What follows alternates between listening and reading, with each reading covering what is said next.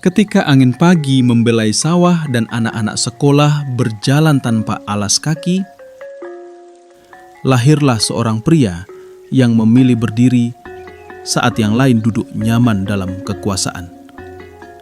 Deddy Mulyadi, seorang pemimpin yang tak pernah mengemis jabatan dan tak gentar menantang badai, hidup dengan prinsip ia tahu, kekuasaan hanyalah alat, bukan tujuan.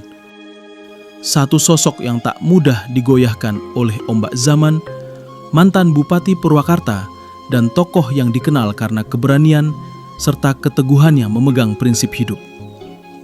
Deddy bukan sekadar pejabat, ia adalah cermin dari karakter Sunda yang kuat, nyunda, nyantri, dan nyantika, berakar pada budaya, punya kedalaman spiritual, dan tutur yang santun namun tegas.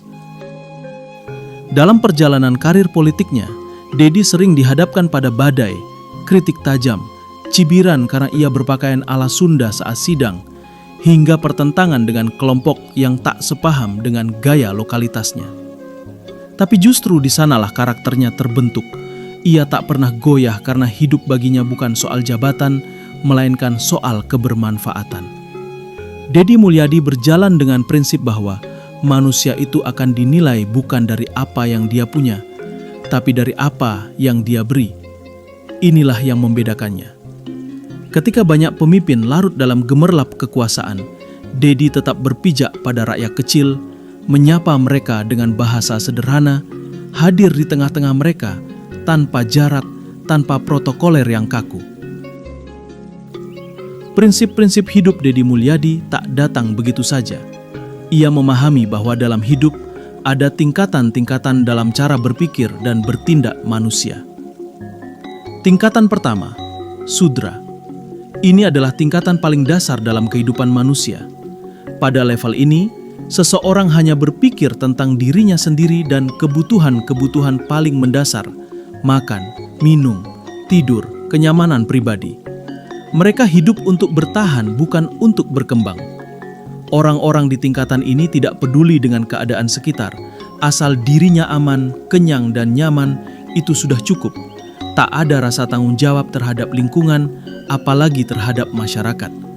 Cara pandangnya sempit, hanya sebatas aku dan punyaku. Di dalam dunia modern, ini bisa kita lihat dari perilaku sebagian orang yang hidupnya hanya mengejar kemewahan pribadi tanpa memikirkan dampak sosial. Inilah pola pikir yang jika dibiarkan, membuat seseorang terjebak dalam egoisme, jauh dari empati. Tingkatan kedua, Waisya. Orang-orang di level ini sudah mempunyai jabatan atau pangkat dan mulai memperluas cara berpikirnya. Dalam politik ini terlihat dari figur yang hanya berpihak pada konstituen atau pendukungnya dan melupakan yang lainnya. Mereka berpikir, asal kelompok saya aman, yang lain urusan belakangan. Tingkatan ini memang lebih tinggi dari Sudra, tapi belum cukup untuk menjadi pemimpin sejati. Tingkatan ketiga, Satria. Di tingkatan ini seseorang telah mencapai kesadaran tertinggi sebagai manusia.